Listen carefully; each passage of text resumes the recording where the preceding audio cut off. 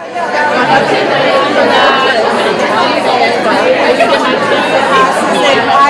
know exactly.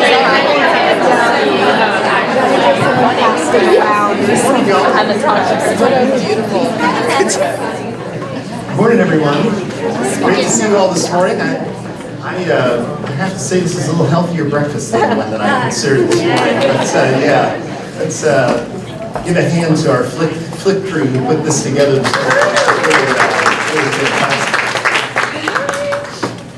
This is really great to see everyone here. I wanted to just take a moment here in the beginning to express my appreciation and thanks for everyone who's volunteered in PAWS and Lower School this year to make this such an incredible year. I know that many times in any work you do as a volunteer, and it probably is true here, you sort of wonder, is this making a difference for us? And I would tell you, for all of us here, and I know I'm speaking on Whit's behalf and everyone else here on our faculty and staff, we know that we could not do this without our volunteers. Even things like this morning, different opportunities that we have to build community with our faculty and students, that motivation that parent volunteers give to the faculty day in and day out who are working with those 18 or 20 kids in their classroom who then feel like they've got partners in that work. There are so many different ways that our parent volunteers make a difference, and this is an opportunity really for us, for me, just to pause and say thank you. It really does make a difference for us. I think perhaps as much as anything, what it does is it says this community is more than us who just live on this campus. It is surrounded by a large circle of support represented in our parents who over and over and over again, not only to help us, but also to learn together with us. And so this morning is a great example of that. And there are many, many other examples of it as well that we're deeply grateful for. So thank you very much. Here as we come into the close of the year, I often describe April as like the last half hour on a long car ride. At some level you're kind of like doing that SWAT thing with the back seat or the seniors, like just get across the stage to graduation, and then suddenly toward the end of April it all seems fine when you get to May and the ride's almost over and you're just about to grandma's house. And so that's kind of where we are right now, but we're gonna make it and look forward to a great summer. And so thank you all. Great to be with you. I am unfortunately only going to stay for another minute of guacamole, and then I'm going to whisk your fearless leader away with me. But appreciate you all coming out this morning. Liza, you next up. Thanks so much. That's avocado toast.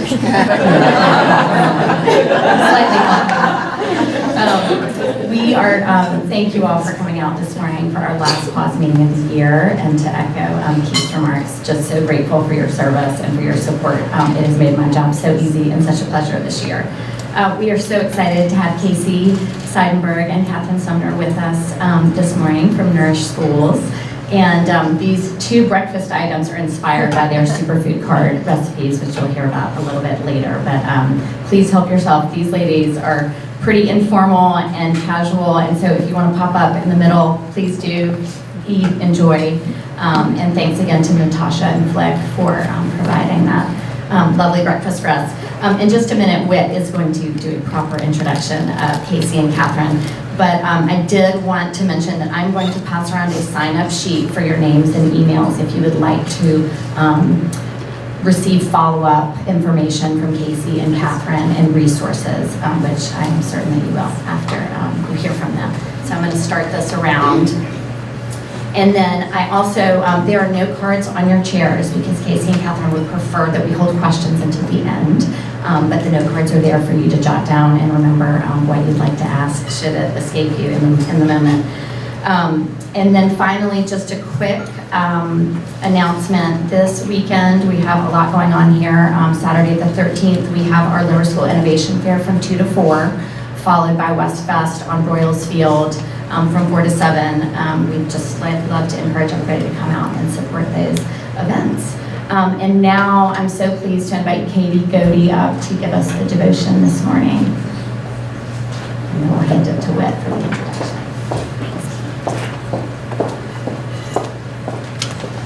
Good morning, everyone. everybody. I'm super touched to have been invited to do a short devotion. I've also been told I need to keep it to 5 minutes, which is difficult for me, but I timed it, so we're at like 5:15. Okay, so a few weeks ago, Becky McKnight asked if I'd like to just share a devotion before this morning's meeting, and I didn't really know what I was going to share, but I learned that at least part of today's focus would be on healthy sleep habits.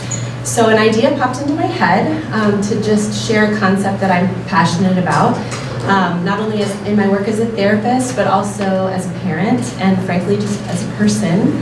And that concept is rest. So my husband Steve is sitting in the back, and when he and I had Robbie about 8 years ago, we realized how critically important sleep is, and we also realized why sleep deprivation is used as a means of torture. Because in those first couple of months, at any given moment, one member or more of our family was crying, and we were exhausted. We soon found, which I know some of you know, Moms on Call. We were grateful for Laura, and she got us on a sleep schedule, and finally Robbie was sleeping. And I have never been so grateful for 8 hours of uninterrupted sleep. I was still crying. He was still crying. Still cries now. But you know, all the smiles, everybody in this room can relate to that. We all know how much we need sleep. But the truth is that sleep is very different from rest. Sleep involves our physical bodies recharging and restoring. And of course, we're all here to learn how to make sure that happens for our kids. But let me ask you, how many times have you had 8 or even 9 hours of sleep and woken up feeling just as exhausted as you did the night before? I know I have. And what I realize is I think it's not lack of sleep that's the problem in those moments, it's lack of rest. There's this verse in Matthew's Gospel that I love, and it spent a lot of time on my screensaver, and it's come to me all who are weary and burdened, and I will give you rest. And I think there's a reason that it doesn't say, come to me all who are weary and burdened, and I'll make sure you get a full night's sleep, right? Our bodies need sleep, but our souls need rest. So this is true for everyone, regardless of culture, regardless of faith tradition. Rest is the state, I think, where our hearts and our minds and our souls become unburdened. So what burdens us? Anxiety burdens us, fear. Troubled relationships, they certainly burden us. But it is only through an unburdening that I think our souls can really find rest. So some of you know this because I've been weirdly advertising this book. I'm just excited about it. But I've been intrigued by this little book in the last couple of weeks. It's called A Shepherd Looks at Psalm 23. And for those of you who aren't familiar, Psalm 23 is this beautiful poem in the Bible, and it's written from the perspective of a sheep under the care of a watchful shepherd. And spoiler alert, we're the sheep and God's the shepherd. But what's cool about this is the author of this book, his name is Philip Keller. He's an actual shepherd who's spent decades tending sheep in Africa. So he has this fascinating perspective based on his firsthand experience as a shepherd. And let me tell you, I have read this, dog-eared a lot of pages, and I am now equipped with so many fun facts about livestock, it would blow your mind. If we go to a cocktail party together, I'll just wow you with my sheep. I will. But anyway, each chapter of this book is focused on a single line from the psalm. So the psalm starts, "The Lord is my shepherd, I shall not want. He makes me lie down in green pastures. He leads me by still waters." So I'd love to read you really briefly what Keller's commentary on that portion of the psalm is based on his experience with his flock of sheep. He says, "The strange thing about sheep is that because of their very makeup, it's almost impossible for them to be made to lie down, to rest, unless 4 requirements are met. Owing to their timidity, they refuse to lie down unless they are free from all fear. Because of their social behavior within a flock, sheep will not lie down unless they are free from friction with others of their kind. If tormented by flies or parasites, sheep will not lie down. Only when free of these pests can they relax. Lastly, sheep will not lie down as long as they feel in need of finding food. They must be free from hunger.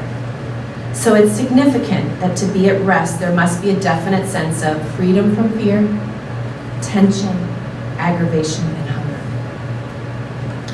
And so I'm struck by the parallel to our lives as humans. Who knew we had so much in common with sheep, right? But I think it's striking. When physical sleep isn't enough to restore us, could it be that our souls need rest? And if we find that our souls are restless, I think we could benefit from a gut check, right? What's going on in and around me? Am I afraid? Am I feeling fear or anxiety? Is there tension in my family or in my community, right? What aggravations and stress am I feeling? What am I hungry for? Interestingly enough, sheep cannot find freedom from fear, tension, aggravations, or hunger on their own. They are, of all the livestock, the most pitifully helpless. And they have no defense but to depend on the shepherd himself. It is the shepherd who unburdens his sheep. And I have found this to be true in my relationship with God, I have. But I certainly think that there are other sources of unburdening your marriages, your families, our friends, our community, right? But the question is, will we lean into these sources, or will we try to go it on our own? Because the truth is, we too, everyone here, is a shepherd of a little flock who becomes easily burdened. And they're really desperate for us to show them how to rest. So that's my encouragement for all of us, and thanks for listening.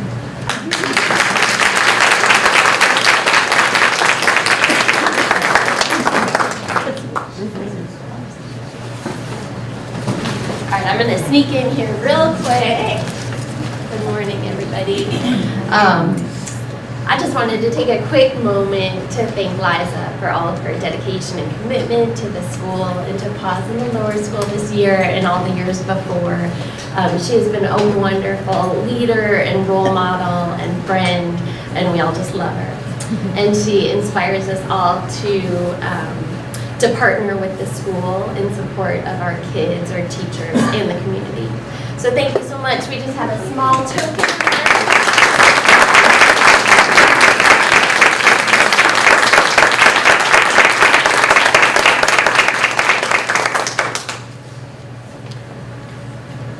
Good morning, everyone. How are you? Good morning. Fantastic, fantastic. I definitely want to echo Rachel's sentiments. It's been a wonderful journey partnering with you this year.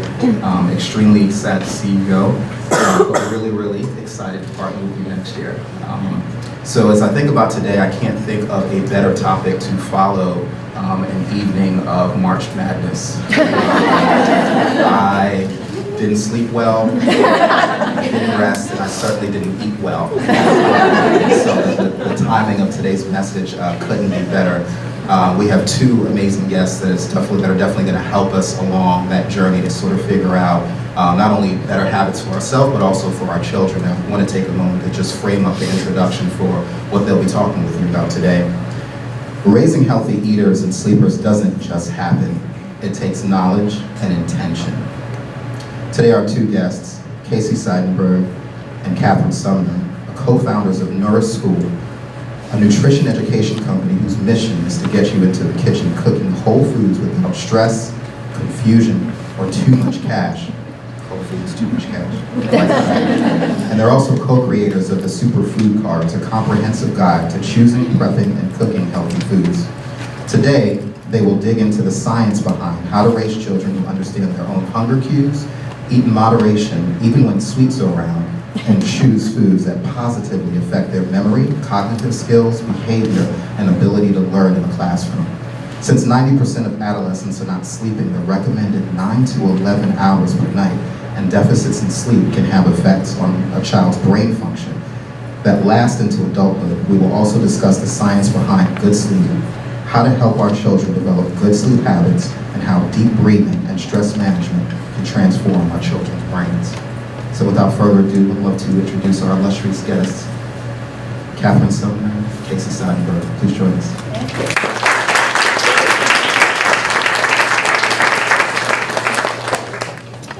I'm Casey, this is Catherine. Thanks for having us. I'm going to start with the nutrition piece and the food piece. And I just want to begin by reminding us what our goal should be when we're raising and feeding our children. From the time that they are tiny until the time that they actually launch into their independent own lives, our goal should be the following. To raise children who understand their own hunger cues and respond appropriately without our help. And so that means that we're not saying 3 more bites, you've had too much sugar, put the cookie down. Like that's not them understanding their own hunger cues. That's us inserting ourselves. We also want to raise children who know how to eat in moderation, even when sweets are around, and children who trust their own bodies. Our goal is not to get as many healthy foods into our children at every meal as possible and to keep the sugar away from them at all costs. So can we all agree on that as a basis? Okay. So what happens, and I'm sure you can all relate, is that this goal can get lost when our kids go through picky phases. Maybe they stop eating their vegetables, or they want to eat the same pasta or chicken nuggets or something over and over again. And we start to worry that they're not getting enough nutrients of some sort, or that they're not eating a wide enough variety of foods. And what can happen then is that we lose that, the vision of that long-term goal of creating a healthy eater, and we start looking at the short-term goal of just getting that dinner into them, getting them to eat their vegetables at that one meal. And so what happens when we do that is that, we're taking away from the goal of actually teaching them to understand their own bodies, and we're inserting ourselves. And I don't know how many of you, does anybody here have a teenager yet, or do you all still have little? Okay, so this is great. So you guys can relate. Catherine and I have a couple teenagers, and then I still have a younger one. But as you know, when you have teenagers, they spend more and more time away from you, and they eat more and more meals of that just away from you, and you have less and less control over what they consume. Can you all, you can all imagine. And it's hard because you're not there to say, hey, you've had 6 sodas this week, or what about that Chick-fil-A, that you had last night. They're really needing to make their own decisions. And what is so beautiful about all of you, if you have kids in the lower school, that means that you still have an opportunity to create really healthy eaters. Like your children are still shapeable in that area. They're still eating most of their meals with you. And so you have a beautiful, beautiful opportunity to kind of work with them right now to really launch them into a healthy pattern. And so how do we actually do that? It sounds great to be able to do it, but what do we need to do? So there's a psychologist named Ellen Satter, and she created something she calls the division of responsibility. I don't know if anyone's ever heard of that before. Okay, so basically, if you divide what the parent is responsible for when feeding kids with what the child is responsible for, you create kids who know their own hunger cues and really empower themselves, to eat healthily. And what that means is that under the division of responsibility, as parents, we're responsible for 3 things and 3 things only. We are responsible for what food is put on the table or in a lunchbox. So you guys are the ones shopping, you're the one deciding what you're gonna buy, what's gonna go in your refrigerator. You're the ones probably cooking all the meals, getting them on the table. That is under your realm. You're also responsible for when meals and snacks are served. So children should not be able to graze all day, especially the toddler age. I think that parents often run into this problem where they just feed them to either keep them quiet because they're on the phone or in the car, and they lose that ability to kind of set snack times and set meal times. And when you lose that ability, you're losing some of the control to be able to know what they're eating, and also to teach them to manage their hunger. So if they've snacked all day, they're not going to be hungry at dinner, and that defeats the purpose. And then as parents, we're also responsible for where the child eats. So do you let them eat snacks in the car? Can they eat breakfast at the countertop? Do you always have to have family dinner? I know with my 2 teenagers, we try to have family dinner as many nights as we can, but every once in a while, one of them will come home just completely overwhelmed after a late game, having tests and so much stuff the next day that I'll say, great, take your plate, go to your desk, just get it done. And I can say to him, that's fine, because most of the time we're sitting at our table. And so you guys are in charge of the what, the when, and the where. But your kids are in charge of one thing, and it is incredibly important, that you let them be in charge of this. And that is, your child is responsible for how much they eat or whether they eat it all. And that is absolutely non-negotiable. So you cannot tell them to have 3 more bites. You cannot say no more pasta until you have your vegetables. You've already had 3 pieces of bread, hands out of the bread bowl. Like, that is not your job. Their job, whatever you put on the table, their job is to decide how much they eat of it or whether they eat it at all. So it sounds very basic. You've got your stuff, your child has their stuff, but my guess is that we all know it's much more complicated than that. You know, you sit down at the table, you know, so I know my 8-year-old is sort of in a phase of sitting down, and she says, oh, I'm so hungry, what are we eating, what are we eating? And then I serve what's for dinner, and she said, I'm not hungry anymore. I'm fine. And it's just because she wants the mac and cheese that might be in the cabinet, but she doesn't want what's for dinner. And as you all can relate, you know your child's going to be starving in an hour, and you're going to be trying to put them to bed, and they're going to be sitting there hungry. But it is not my job to make her eat what I put on the table. And that can be really hard as a parent. I mean, I know I've had to bite my tongue many times, but you really have to. And one of the things that ultimately kind of has helped me through the years is the mantra. I sort of, at some of the hard times, actually have to like say it as a mantra in my head, but meal times are supposed to be happy. Like, it sounds so basic, right? Can anybody relate that meal times can get stressful? You're exhausted after a long day, you put this meal on the table and somebody doesn't want it. And if you have multiple children, often there's somebody who doesn't want it. And so you can get into battles with your children, and it can start to get tense, and it can start to be stressful, and you can be frustrated. But if you can just sit there and think, okay, this is supposed to be happy. Let's make this happy. You know, mealtimes are not supposed to be a battle, and they're not supposed to be a struggle. And if you ever find yourself getting into it, where that tension starts to rise, and you're starting to say something to your children, and they're starting to get tense or annoyed at you back, you have crossed, it's a signal that you have crossed into their territory, which is how much they eat or whether they eat at all. And so the minute you feel that, just step back. Just step back, zip it, realize that that's a non-negotiable area, and that is their area to touch. And the beauty in this is what happens is if you can step away and you don't criticize, don't comment on what they're eating, don't beg them for anything else, don't plead, prod, negotiate, threaten, bribe, any of that stuff, meals just get calmer. And you can actually enjoy your children. So you could tell them a story from your day. You know, you could play a game. You can just laugh and tell jokes. You can do whatever you want because you're not paying attention to what they're eating. You don't even have to look at their plate. You can purposely look them in the eye, look at your other children, look at your plate, but you don't even have to pay attention to what they put on their plate or how much of it they eat.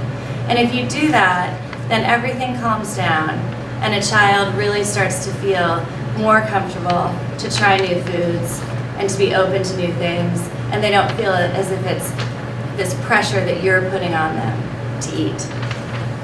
And you know, I really want to talk about the pressuring because my guess is that everybody in this room at some point, myself included and Catherine included, has pressured our kids to eat when we shouldn't. But every time we talk about food while eating, whether it's to encourage our kid to eat more vegetables, or to tell them to stop eating that sugar, or tell them not to have a second serving, whatever it is, kids actually feel that they're being watched and judged. So they feel they are bad if they like those unhealthy foods, even the bread and the pasta, or the sugar and the ice cream. They internalize it as, oh gosh, mom doesn't want me to have this, it's not a healthy food, maybe I'm kind of bad, but I really like it.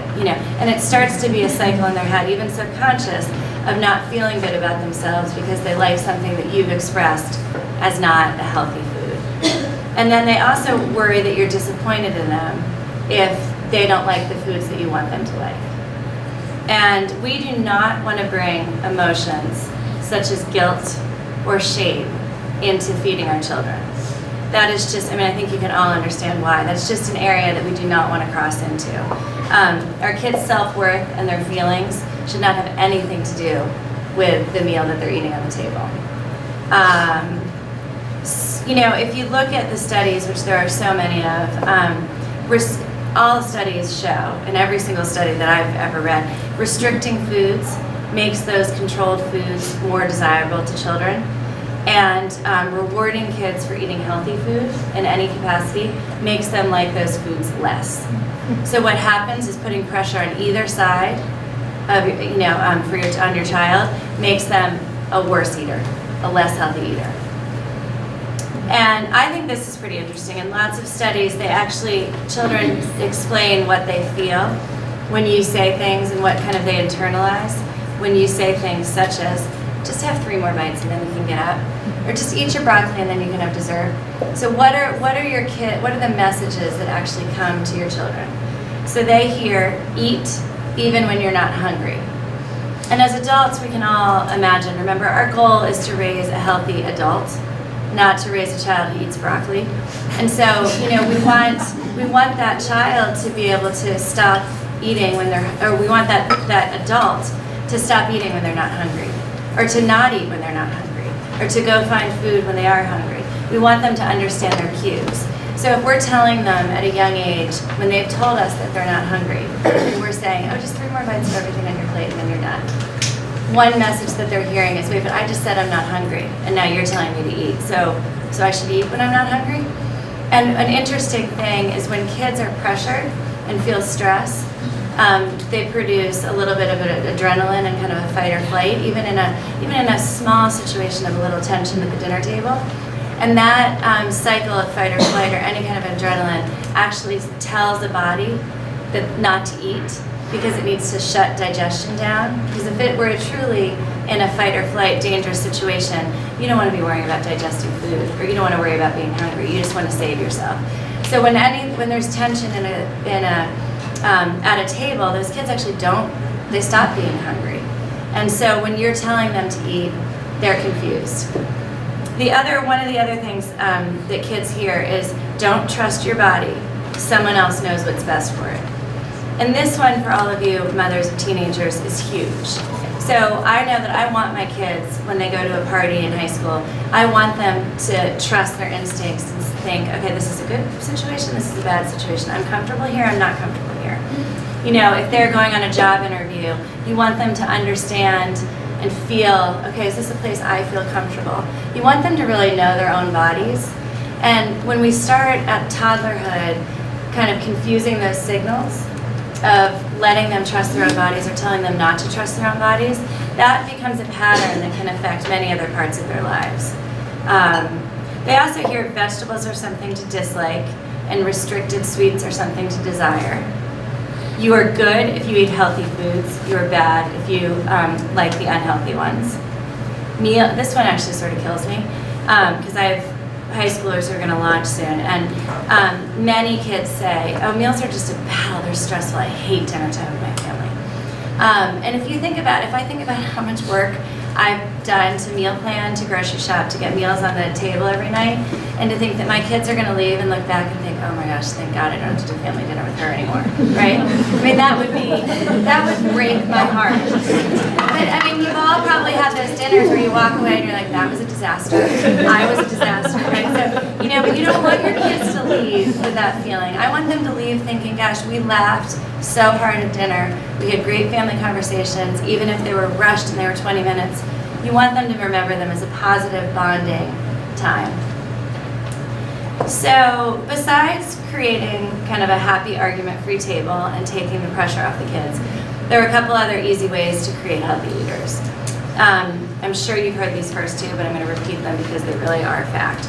Get your kids in the kitchen cooking, because they are more likely to eat something that they are invested in. And not every time. So don't give up if you cook with them one night and then they're like, oh, I don't like that, or I don't actually want to try it. You have to do it on occasion. It doesn't have to be every night. No one has time for that. But just, get them in the kitchen cooking. Plant a vegetable garden, even if it's just a cherry tomato plant on the porch or in your kitchen, because kids are they have all been shown to eat more vegetables that they've grown themselves. And then this is a big one. Have your kids start packing their lunches when they're age 5 and on, and you just stop packing their lunches. And it feels like a big one. I know when I let my daughter, who just turned 8, start packing her own lunch, it feels like a big one, and I did the same thing with my teenagers.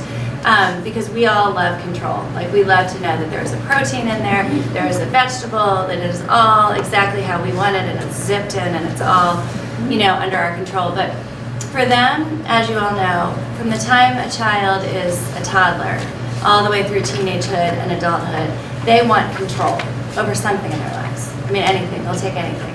And again, they need more and more as they get to be teenagers. And food, as you've probably all heard, is one of the things that they can control first by the time they're 1.5 or 2. So that you cannot force a child to fall asleep. You can force them to get in their bed, but you can't force them to fall asleep. You can't force them to go to the bathroom, and you can't force them to actually eat. You can set up the stage for all of those things, but those tend to be the 3 things that very young kids try to control from early ages. And so when you give them control over something as big as their lunches, because they don't get to decide what's for dinner, but if you give them control over something as big as their lunches, they really feel empowered.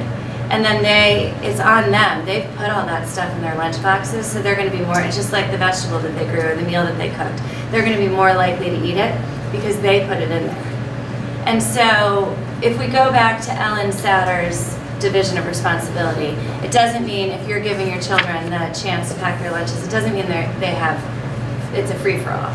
You know, you are still responsible for what's appropriate to go in that lunch.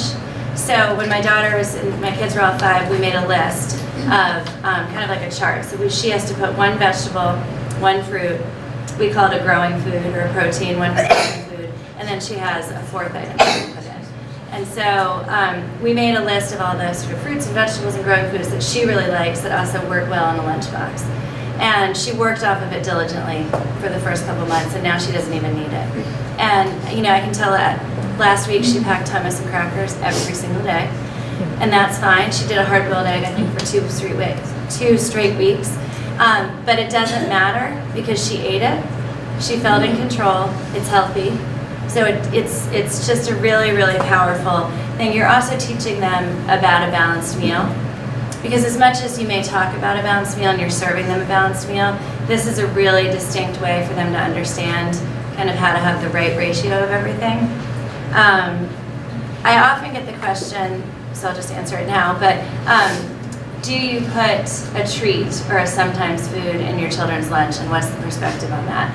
And I think there are a lot of ways you can take this. What we've decided, because in her classroom particularly, a lot of kids have a treat every day, so we have a sometimes food twice a week that she can put in there. And so my concept is twice a week out of the 5 days she packs lunch is sometimes. It's not all the time. And she is in control of which days she does that. So often she'll do Monday and Tuesday because she just got candy at a birthday party, and she's so excited to have it. And then Wednesday, Thursday, and Friday, she's like, it's going to be forever until I get to, you know, but I have candy again. But that's actually a tool for teaching moderation, because moderation is making choices and then not always getting to have everything you want when you want it the next time. And so I think that having them do that is actually a really great tool for balance and moderation also. So, okay, so that is essentially, those are the basics for how to raise healthy eaters who trust their own bodies and make good decisions when they're away from you. The concept is just to be empowering them from the beginning and taking the pressure off so they can make their own choices.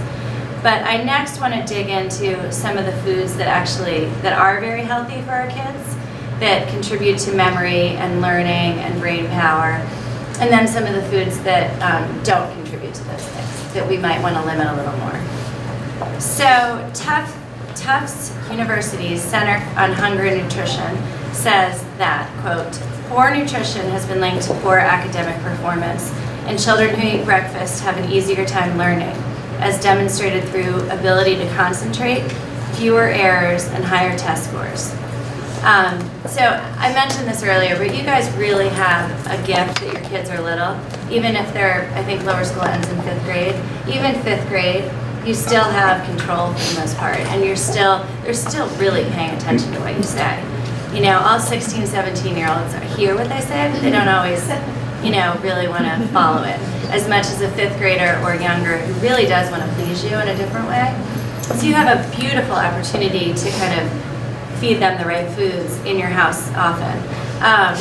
And so I'm going to start with sugar, but I'm not going to spend very much time on it because it's not breaking news that it's bad for our kids. But I'm sure I live in Washington, D.C. I'm sure your community is a lot like ours where parents can get lazy. It's just easier sometimes.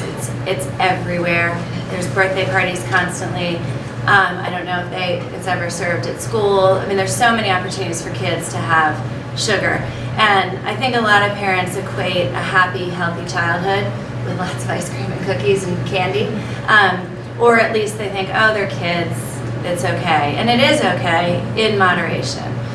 So I just want to give you, as a reminder, a couple facts about sugar. So I'm sure you all know that sugar enters the bloodstream very quickly. And it results in a high energy burst and often in most kids, some hyperactive behavior. And when that sugar is then pulled out of the blood from insulin pulls it out of the blood. And it pulls it out quickly because too much blood sugar is actually dangerous to the body. So it pulls it out quickly and it leaves a kid with low blood sugar.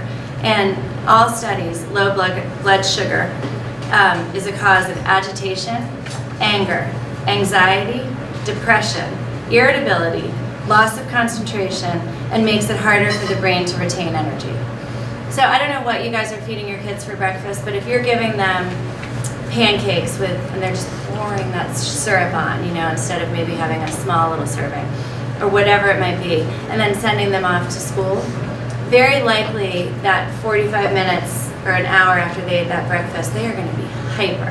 And that's right when they're supposed to sit down and focus in the classroom, and they're not going to be able to focus. And then what happens is 45 minutes later, they have a crash. And then they really can't retain information, and they can't focus, and they are agitated. And so you've ruined that morning. That opportunity of learning in a classroom is somewhat lost because they've just not had the right ability to focus. So sugar also causes a 50% drop in the ability of white blood cells to fight bacteria. And our white blood cells are what fights all kinds of illness. And so it makes a child more susceptible to illness. And this immune suppressing effect starts less than 30 minutes after having one serving of sugar and can last up to 5 hours. So if you think about the kid having the syrup and the pancakes, and then maybe they're having a sugary granola bar as a snack, and then they have a treat in their lunch, and then they have a Gatorade after school and dessert. I mean, maybe you're all not doing this, but some kids are really having sugar throughout the day. They have suppressed their immune system all day long, 50%. And that just leaves them more susceptible to colds and all kinds of other illnesses. A child specifically who drinks a lot of juice may be susceptible to yeast overgrowth that can lead to chronic nasal congestion, eczema, or ear infections. So if you have a child with any of those, and they're a juice drinker, think about that. I'm sure you know this, but sugar actually has the same qualities as an addictive drug. So it's been proven, these children, when they eat too much of it, their bodies start to learn to crave, and our taste buds actually adjust. So when you're eating a lot of sugar, you start to get used to that level of sweetness, and something like a peach or a strawberry that used to taste sweet tastes a lot more sour. So you just don't want your kids to be eating so much sugar that it's really affecting their daily taste buds. This one I think is interesting too. So when children were given the sugar in one soda, just one soda, test scores went down, and 1 hour after consuming the sugar, they made twice as many mistakes and showed more inappropriate behavior during free play.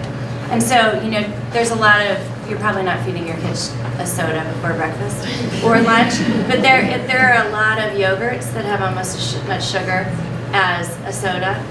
There are a lot of juices that have maybe half the amount as a soda, and then if they're also having a yogurt, or they're also having a granola bar or cereal. So just think that through. And then I'm sure you all logically know that anything unnaturally colored, that's really bright blue or bright yellow, is not healthy for our children. But I just want to very quickly dig into the impact, because so many colored foods are marketed to our children, and their small body size and the fact that the blood-brain barrier around their brain is not fully developed leaves them much more vulnerable to all the toxins in those chemical additives. So the British government eliminated almost all food dyes, synthetic food dyes in 2009. And if you think about the label on cigarettes that we have, that little warning label, any food in Britain that has certain synthetic food dyes actually has a label that looks just like it. And this is what it reads. It reads, "These foods may have an adverse effect on activity and attention in children." So they actually think that it's so important that they're putting a warning label on it, on those foods, and they're banning most of them. And so, you know, Procter & Gamble or Kellogg's or any of those brands, for instance with Fruit Loops or a lot of the yogurts, they will make a product for the United States with all the cheap synthetic dyes, and then they'll make a product that looks exactly the same. Like, I mean, you couldn't tell the difference between two Fruit Loops, but they'll be using beet juice and all of the natural food colorings. And just read your labels, because you all know that they're in the Spider-Man snacks and the Gatorade, but almost a vast majority of cereals, cereal bars, bread, if you look at a loaf of kind of whole wheat bread and it looks just deliciously golden, it has yellow food dye in it, because that's not, it's really, it should be kind of brown and white. It's not supposed to be golden. How many of your kids love that blue toothpaste that most kids and toddlers use? That's full of obviously blue food dye. But sometimes we don't think about how much they're ingesting just every time they brush their teeth. Same with mouthwashes. And medicines are not as big of a deal now. I know when my 16-year-old was a baby, it was hard to find Motrin or Tylenol that was dye-free. Now most of them are dye-free. But the medicines are not very regulated either, and a lot of them are red. And the red food dye is the most kind of dangerous. So, so I've talked about sugar, I've talked about food dyes. All that makes me think of is sports drinks, right? So a sports drink is sugar, food dye, other chemicals, and water. So besides the water, there's nothing in there for our kids. And I know that there's a lot of marketing that says that sports drinks, that our kids really need to replenish those electrolytes, they've worked really hard in a field, but they're really, there's almost no child under the high school level that ever exerts themselves enough to require chemical replenishment, which is what a Gatorade was made for. It's a chemical version of replenishment. There's no child, and I know half of you are looking at me probably like, oh, but my kid plays so hard, and you don't live in Atlanta, and Atlanta is hot. Like, they need, you know, but the thing is they don't. And so I actually spoke to both Gatorade and Powerade when I've written a couple articles for the Washington Post on sports drinks, and the last one, they got a hint of, and they were all up in arms, and so I ended up talking to their PR people. And the head of PR for Gatorade in particular, when I called her on it, I said, so do you really think that kids under the age of 13 should drink your product? And she said, we do not market it to children under 13. And I said, so, but do you think they should drink your product? Like, I know technically you're marketing for the Final Four, and those kids aren't supposed to be staying up that late, but do you think the children under the age of high school? And she said, absolutely not. This is literally what she said. She said, we do not market to children under age 13, and we do not believe that kids under that age should ever consume our products. And the American Academy of Pediatrics, on their website and all their materials, agrees that children under the age of 13 should never consume a sports drink or an energy drink. They're just not meant for little kids. So when you think about those kids, so Atlanta is hot, and I do know, I have 3 kids who play a lot of sports. They do get tired, and they are thirsty, and they need to hydrate and replenish, and maybe they could use some electrolytes after a big hot game. And I'm guessing you probably know what an electrolyte is, but it basically is a mineral just dissolved in water. So potassium, sodium, calcium, magnesium just dissolved in water. So that's what they need, water and some minerals to replenish. And so if you give a child a banana and a bottle of water, they're going to get so much more than that Gatorade. A 20-ounce Gatorade, which is not the big guy, and it's not the tiny little one, it's sort of the one that a lot of the kids will do, has 75 milligrams of potassium, which is one of the most important minerals. A clementine, how big is a clementine? Like this big? 131 milligrams, so twice as much potassium as a 20-ounce Gatorade. And a banana has 422 milligrams, so 5 times the amount of potassium in that Gatorade. And just to remind you, the Gatorade will suppress the immune system for 5 hours because it has so much sugar. It raises the child's blood sugar to a point that will make them hyperactive and then leave them crashing later. It will feed them the food dyes that are carcinogens. Oh, and I think I skipped a thing, but there's food dyes actually contribute to anxiety, ADHD, cancer, allergies, all kind. Like they've literally been shown in all studies to contribute to those. And then all of those electrolytes that are in the Gatorade are chemical versions of potassium, calcium, magnesium. And our bodies cannot actually utilize them in the same way that we can use the potassium in a banana. And that banana has a bunch of other things that help our bodies pull that potassium into our cells, which Gatorade has none of. So if you put your name on the email list, Catherine and I have some materials, and one of the things we're going to send is a list of recipes for homemade sports drinks.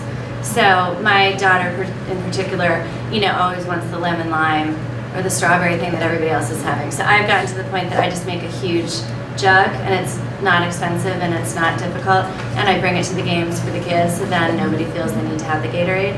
And she's still 8, a 16-year-old. My 16-year-old would be like, oh my gosh, Mom. Right, exactly. Put the drink down. But you guys, again, have little kids who are probably still going to be amenable to you showing up with a really cool-looking jug. Okay, so all of you guys, I'm sure, also know about pesticides. You're clearly a highly educated crowd, as are your children. The school is just beautiful.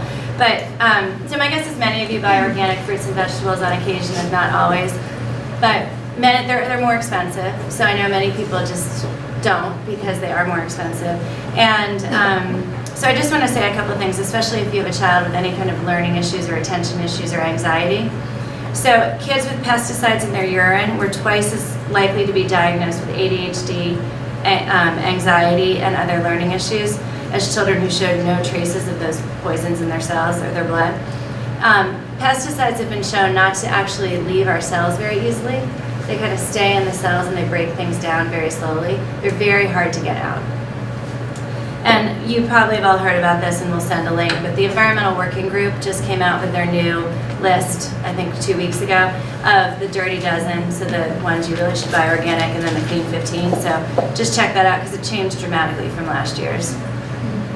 Okay, so those are all the bad guys. Those are the ones that we want to limit.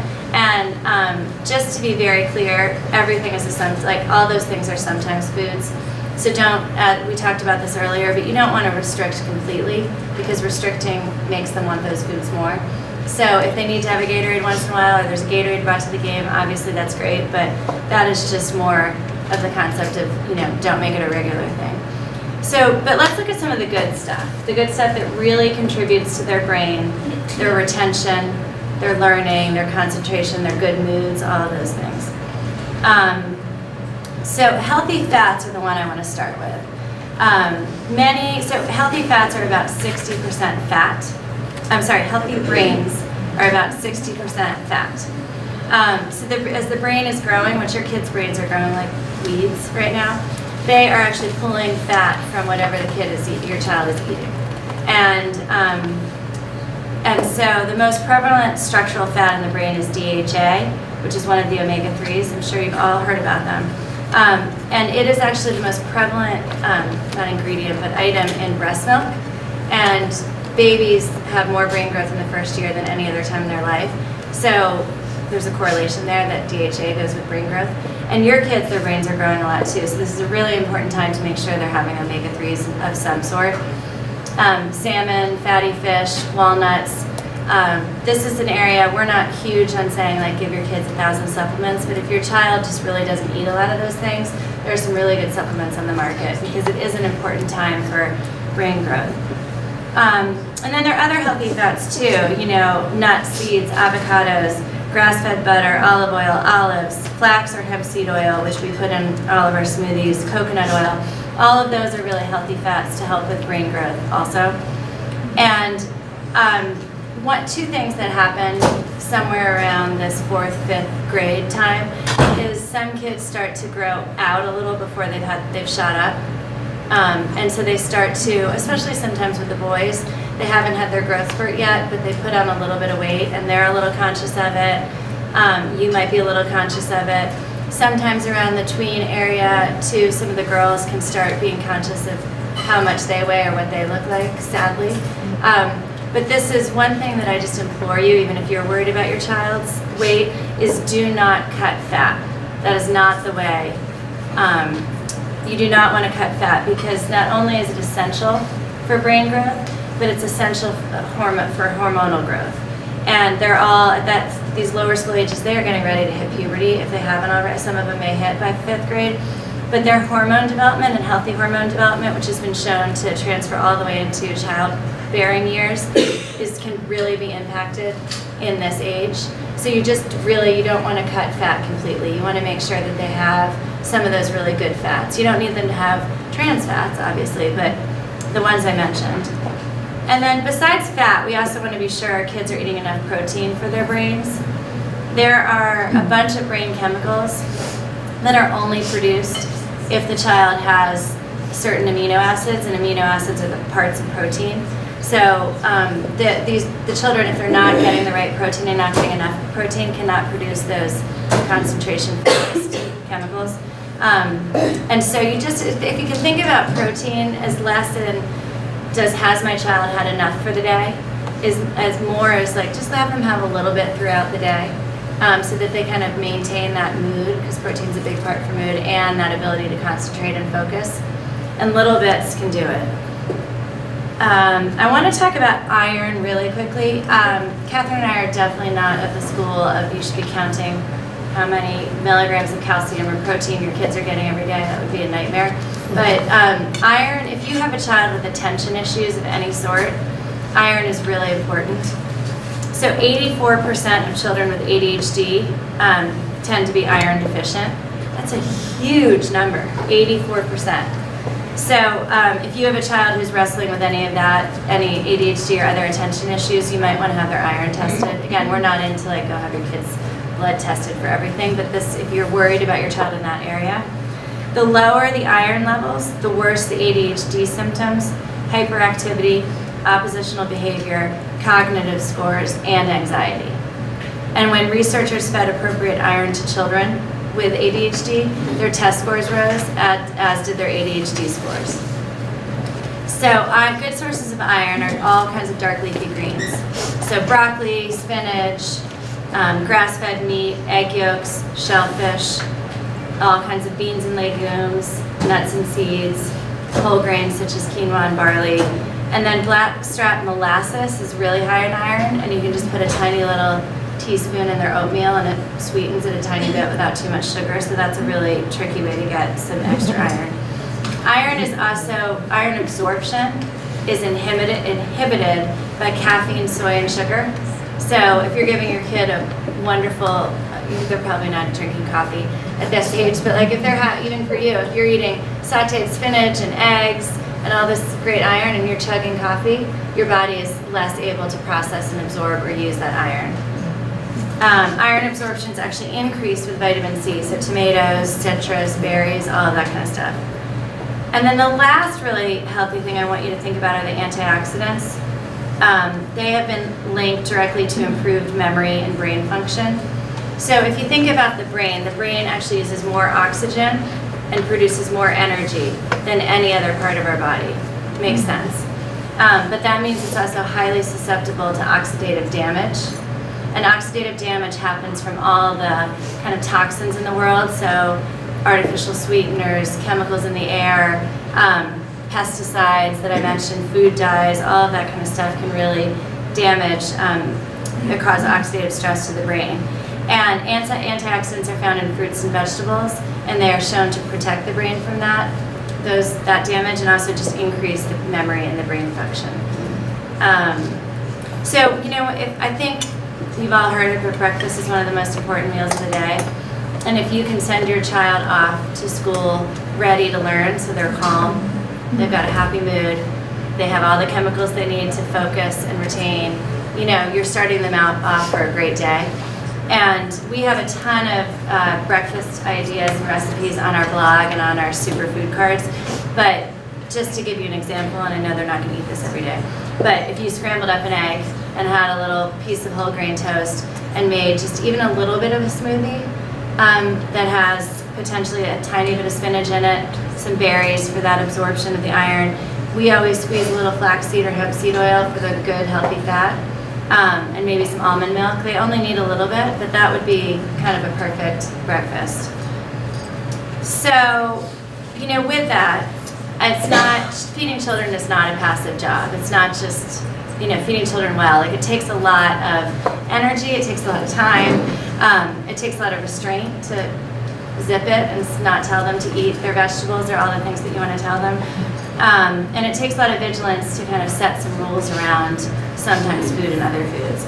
But it shouldn't be overwhelming, and I think the three main things that we always say to everybody is truly be empowered that your kids are little. So like, take this, walk away from this and think, I have a great opportunity.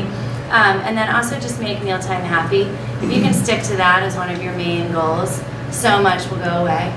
And then also just, really focus on some of those, adding in as many healthy foods as you can so that some of the other ones just don't end up in their diets anymore. I think it's less, we always say it's less about taking away the unhealthy ones, it's more about just giving them lots of options for good ones. So Catherine's going to now dive into sleep and all the reasons that it contributes to brain development, immunity, and all of that, and how to create healthy sleep habits. So thank you.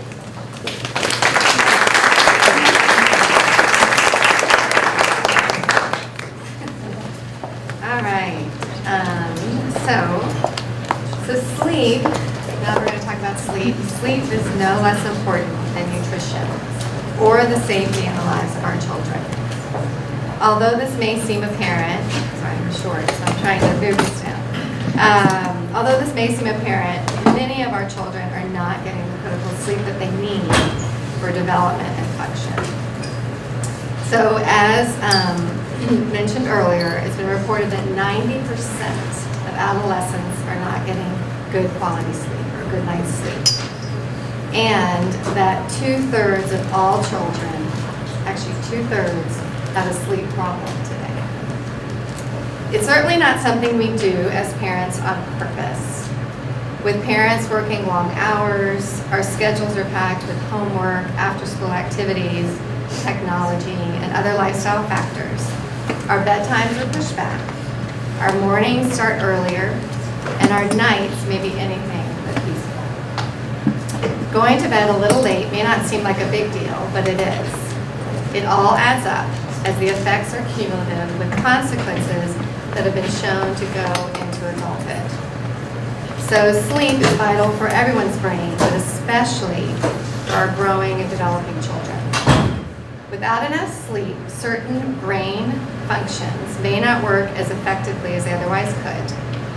Sleep deprivation has shown to not only cause cognitive loss, such as memory, concentration, moodiness, and hyperactivity in children, but it also can result in many health problems, such as obesity, heart disease, digestive disorders, asthma, allergies, and diabetes, just to name a few. So to understand the critical nature of sleep, for our children's growth and development, we need to understand what sleep does, what healthy sleep is, what it looks like, and what happens when children do not get enough sleep or the quality of sleep, or both. And we also need to understand the role sleep plays in being alert or drowsy, stressed or relaxed, and how that in turn may affect their mood, their learning ability, their energy, and their social behavior among their peers. So in his book, which some of you may have or may have heard of, I know Casey and I used it a lot when our children were growing up. It's called Healthy Sleep Habits, Happy Child by Dr. Mark Westbluth. He provides these comments on the functions of sleep.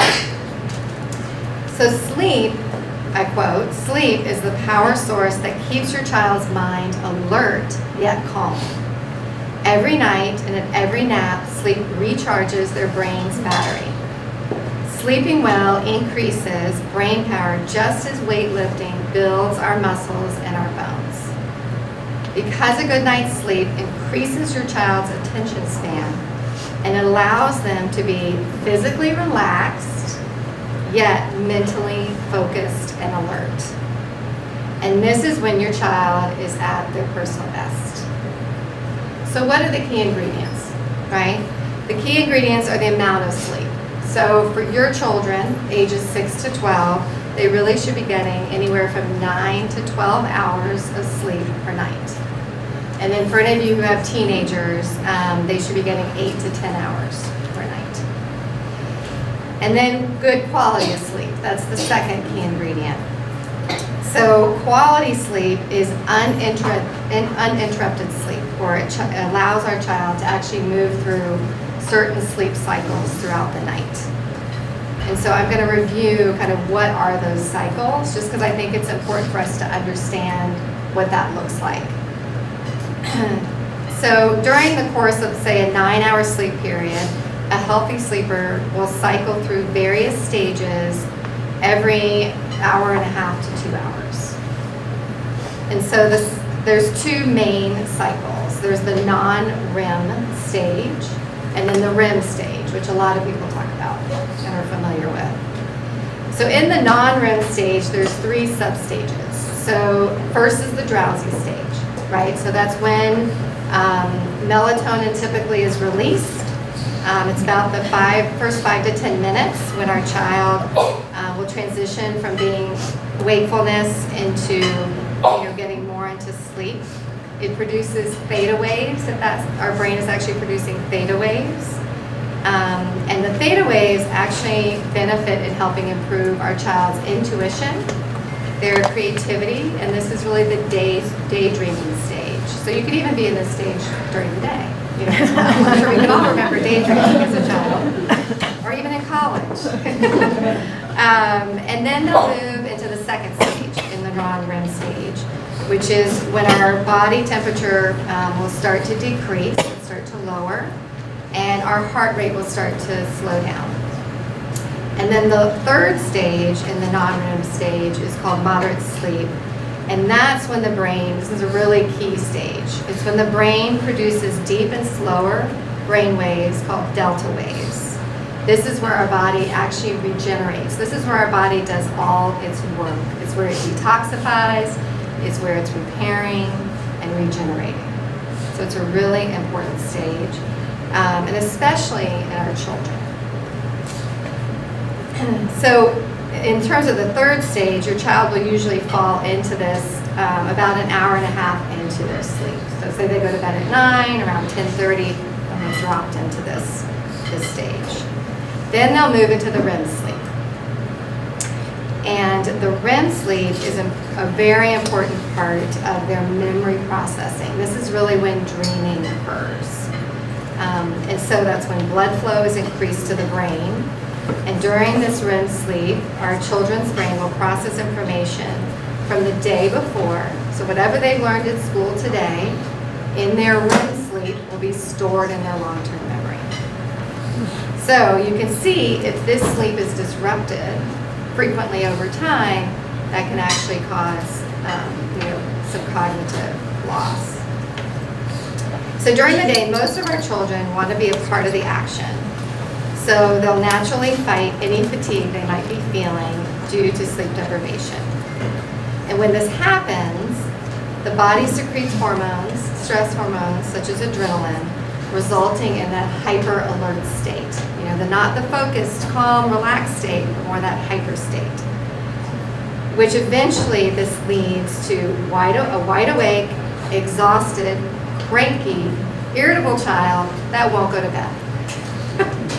And the same child, which I'm sure we've all experienced that, will actually wake up during the night because they just can't get settled into that first stage, second stage, third stage.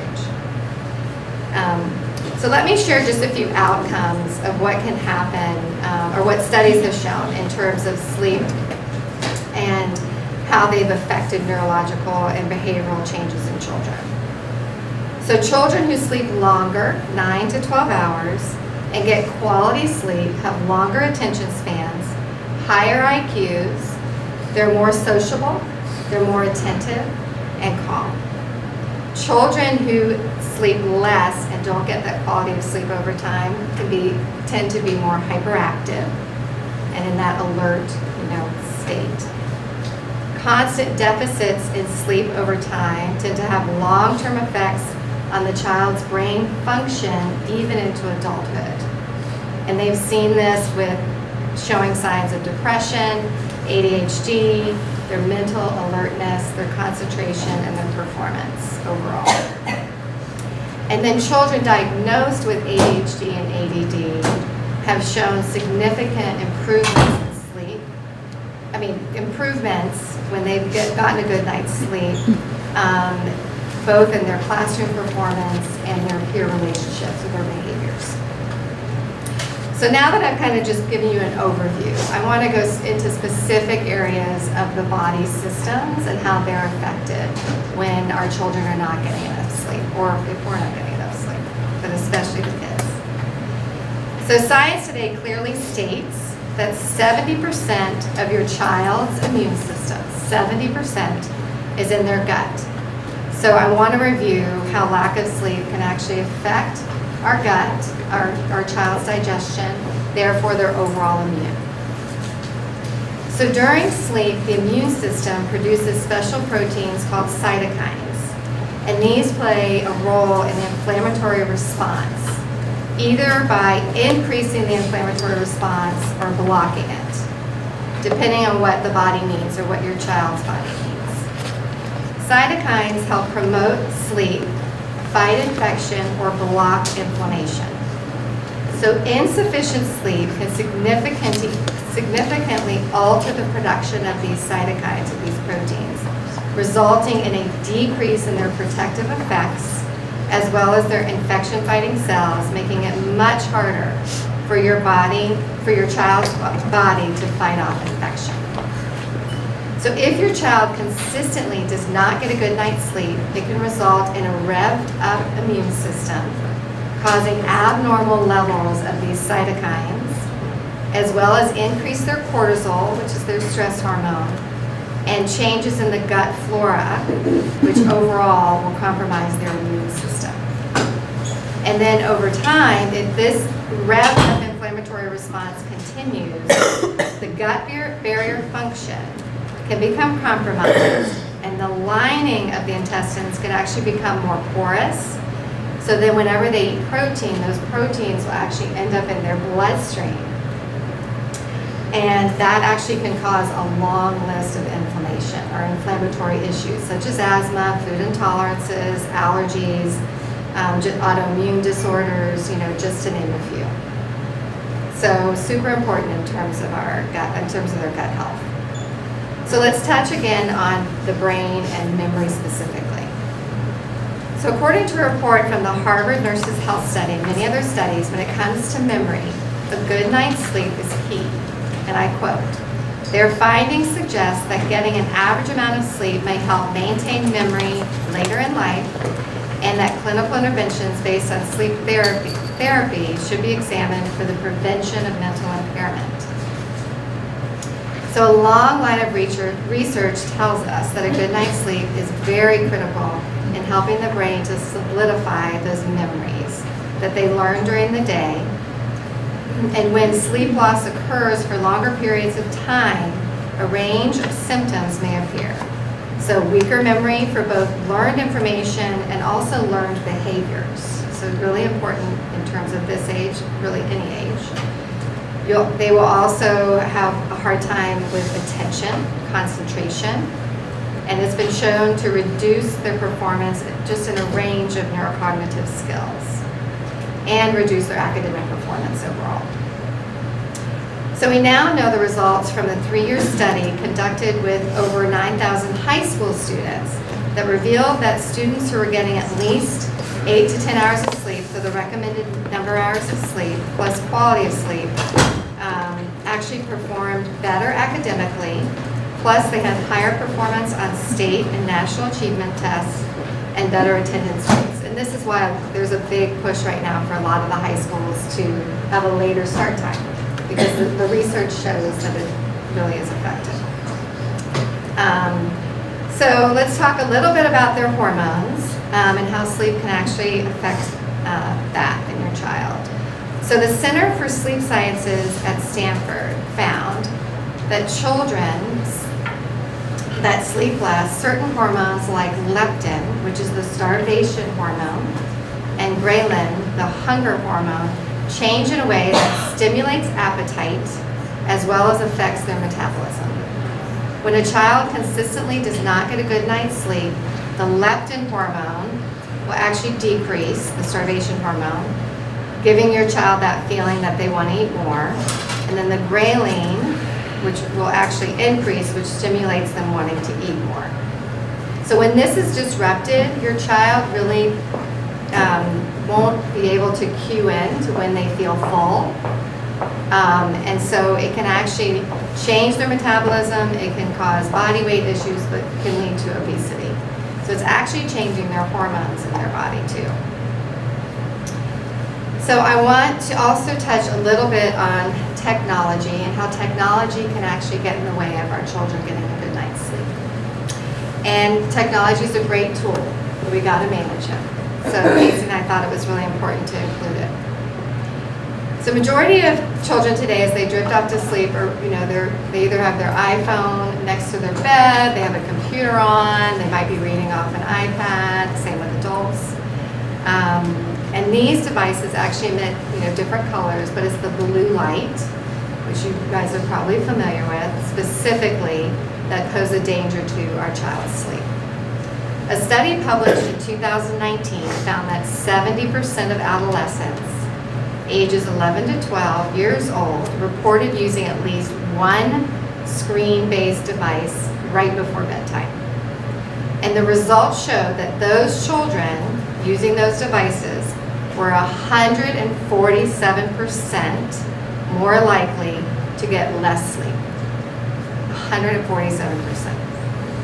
So the blue light, so why is this? The blue light actually prevents the release of the melatonin in our brain, which is the hormone that's really important in regulating our sleep cycles.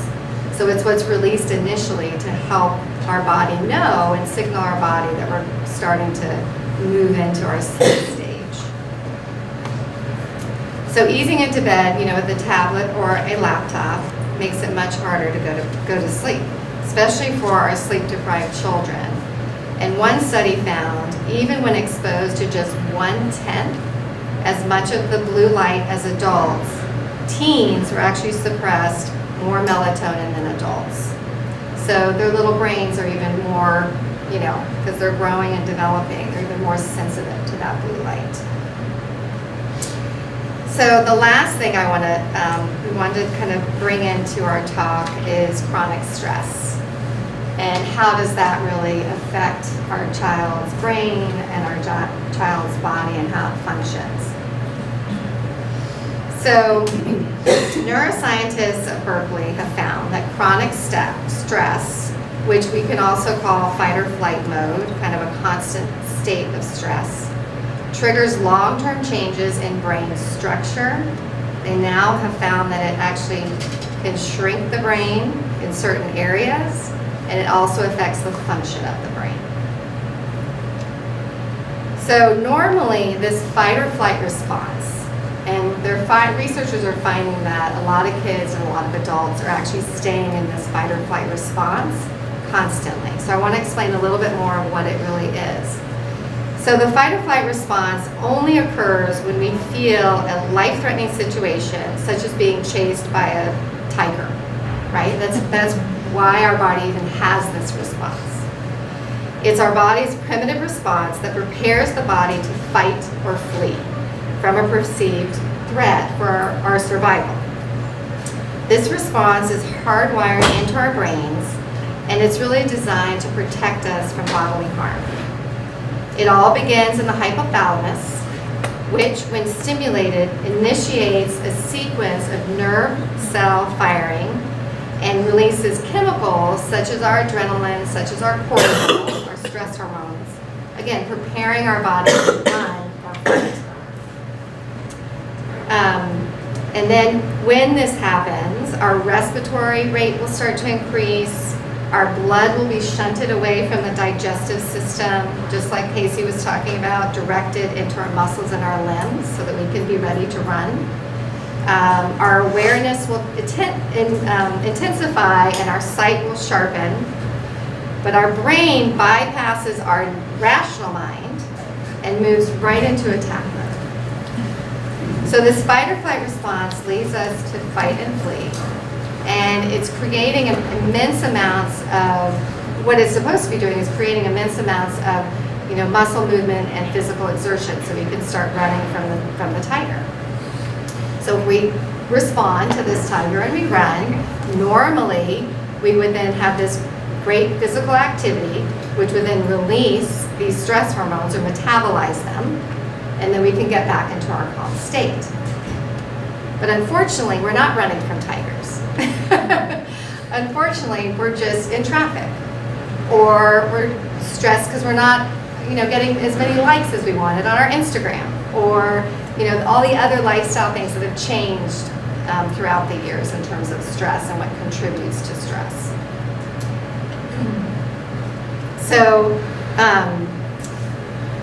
So what can this lead to? So what researchers are finding is that if our children stay in this fight or flight response, or we do, that it really can lead to both physical symptoms, such as headaches, stomach aches, shallow breathing, and it also can definitely affect our psychological piece, or our neurocognitive.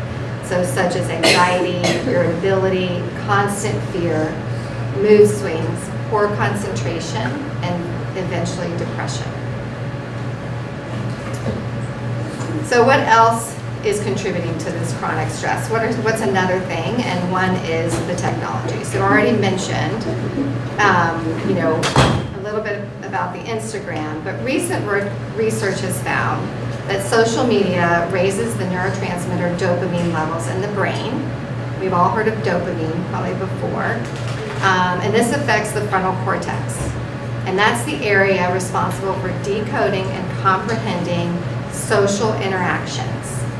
So the frontal cortex is really where we learn how to empathize with other people. It's where we take in verbal cues from other people or from friends, and how we learn, hundreds of unspoken signs of communication, such as facial expression, tone of voice, and it really it's more adding that depth to our real life relationships. So as our children start to use social media, initially it seems kind of harmless, right? But then they fall into the FOMO syndrome. Have you guys heard of that? Or the fear of missing out, which adults fall into it also. And researchers have found that just that act of wanting to, be on your phone and see the likes or the dislikes, that actually increases the stress hormones, leading to depression and anxiety. And when a child continues to get this dopamine high from their social media, so that's what's happening when they're doing their social media, then they will actually start to prefer that immediate gratification over the real world relationships, or the real world conversations and communications. And that's where we're starting to see the brains changing, and some of these children starting to lose that frontal cortex ability, if that makes sense. So, and this pattern, actually psychologists are now seeing, and physicians, the same pattern they see in patients that are addicted to drugs and alcohol. So it's a really important piece to chronic stress and to our children. So as parents, it's our job to view media consumption similar to the way we view food consumption. So we need to put parameters in place for our children and ourselves, and we like to call it a healthy media diet, basically. So according to the American Academy of Pediatrics, children and teens should spend no more than 2 hours a day on any media and screen. 2 hours. And you guys are still in the elementary school, but I'm guessing some of those 4th and 5th graders have phones already. So it's just something to really start being cognizant of. It's a great tool, technology is a great tool, but just like food, just like exercise, we have to manage it. We have to learn how to use it best for ourselves and for our children. So we also need to help our children shift from other ways to get a dopamine boost. And so how do we do that? So exercise is one of those. So trampoline, skiing, skateboarding, any kind of exercise is going to help them get that dopamine, a more positive dopamine effect. Also helping somebody else. So volunteering has been shown. Or just helping a neighbor, helping a friend also gives that dopamine release. Affection, giving your child a hug before they go to school, or a hug when they come home. Just showing affection can give them that dopamine fix. And then finding other ways for our children to engage in their community and with themselves. So through art or music, dance, writing, gardening, just other ways to engage. And then laughter. Laughter is a big one in terms of the dopamine fix. I don't know if any of you ever have read the Book of Joy. It's a great book, but they talk a lot about laughter in there. And then being in nature. So just being outside, if your child is having an anxiety attack, just, teaching them to just go outside, put your feet on the grass, on the ground. Take a moment, take a breath. And that will help also to kind of manage, increase those happy hormones, decrease the stress hormones. All right, so I've shared a lot here on chronic stress, sleep. Now, how do we help our children get a good night's sleep, right? So I'm sure that's what you're all wondering. We'll make a bedtime routine. Turn the electronics off 2 hours before bed, if possible. And then be a good role model. That at this age, at this age, the kids are watching us.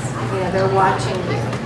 And if you're on your phone all the time, or if you're on your phone right before bed, or you're checking your likes and your dislikes, they see that, they observe that. So just start being a good role model. And then start helping your kids to tune in. So Casey mentioned this a little bit in her talk as well.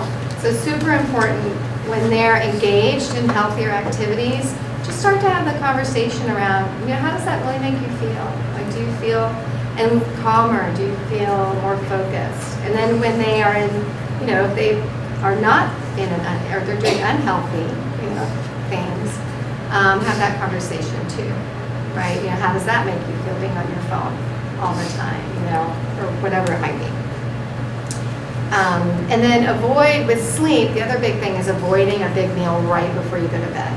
We really should be eating 2 hours before we go to bed so that our body is actually not busy digesting. It's actually regenerating, restoring, and repairing and detoxifying from the day before. Healthy fats, we already talked about, but in terms of sleep, the DHA and omega-3s that Casey mentioned actually helps to regulate the melatonin. So the melatonin was the one that helps us go into our sleep cycles. And then protein, making sure your child is getting enough protein throughout the day. This protein actually helps to boost our happy hormones, so our serotonin. And then the last thing that we wanted to leave you with was, because I'm big on this, is a little bit about a mindfulness practice, whether it's meditation, breathing, whatever that looks like. So since 1979, there's been a vast amount of research from Harvard, UCLA, Stanford, and many other prestigious institutions documenting the benefits of a regular mindful breathing practice.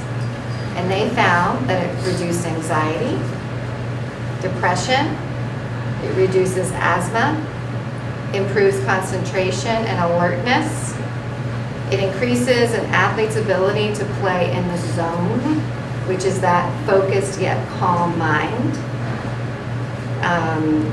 Athletes like LeBron James, speaking of basketball. And it also decreases the feeling of feeling overwhelmed. So it's decreasing stress, basically. And deep breathing stimulates, the reason it does this is it actually stimulates the parasympathetic nervous system. And it reverses that fight or flight response. Therefore, when you just start to introduce a simple breathing technique, that's all you have to do. 5 minutes a day, 10 minutes a day. And starting to teach that to your children, then you'll have a focused, calm, balanced, and relaxed child who can then perform at their personal best. So we were going to end on a breathing technique that you can actually take with you today. And I'm not going to stand and do it. I'm actually going to sit in a chair before we end altogether. So I will just, So put both feet on the ground. So we both do these with our kids, starting with our first grade. You can really do these with your kids at night as part of their bedtime ritual, and it really only takes a couple minutes. But our kids start to ask for it. Even my teenagers sometimes will say, "Mom, can I get on the Headspace app, or will you sit with me and do a breathing?" Yeah, so my teenager uses it for sure. And then my younger one, he's 13, he suffered from anxiety headaches. And so we actually did a specific breathing technique called alternating breathing. I don't know if any of you do yoga in here.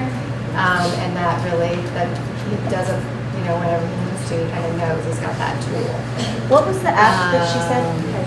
Headspace. So we're gonna send a handout with some different resources, so books as well as apps, and just some highlights of what we discussed today. So you'll be getting that via email. Yeah. So. I do that unless I can completely fall. There should be some of that. Go this side. Do you guys have that? Oh, there it is. We just turned out there. That's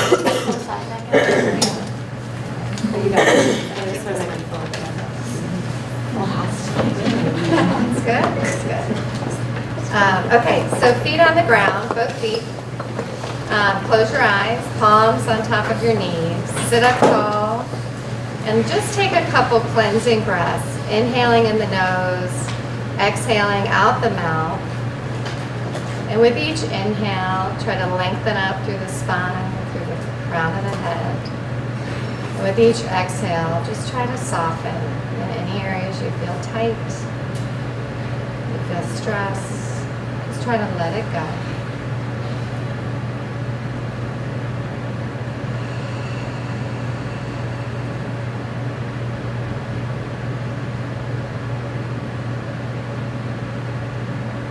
And then after your 3 cleansing breaths, just come into your natural breath. Not forcing, just inhaling and exhaling.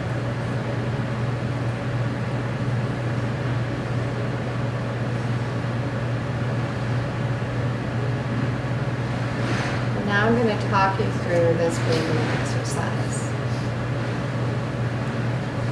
Let's exhale everything out.